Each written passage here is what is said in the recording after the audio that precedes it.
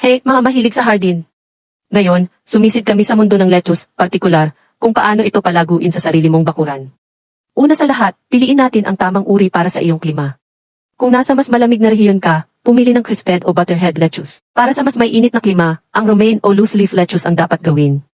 Ngayon, pag-usapan natin ang pagtatanim.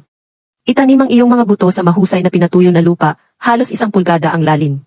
Panatilihing basa ang lupa, ngunit hindi nababad sa tubig. Kapag sumibol na ang iyong lettuce, payat ang mga punla, upang mabigyan ng sapat na espasyo ang bawat halaman para lumaki.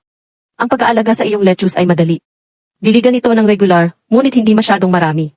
Hindi gusto ng litsugas ang basang paa. Fertilize bawat ilang linggo upang matiyak ang malusog na paglaki. At voila! Sa loob lamang ng ilang linggo, aanihin mo na ang iyong sariling lutong litsugas. Tangkilikin ang pagiging bago at kasiyahan ng pagpapalaki ng iyong sariling pagkain. Salamat sa pagtutok at huwag kalimutang sundan at mag-subscribe para sa higit pang mga tip at trick sa paghahalaman.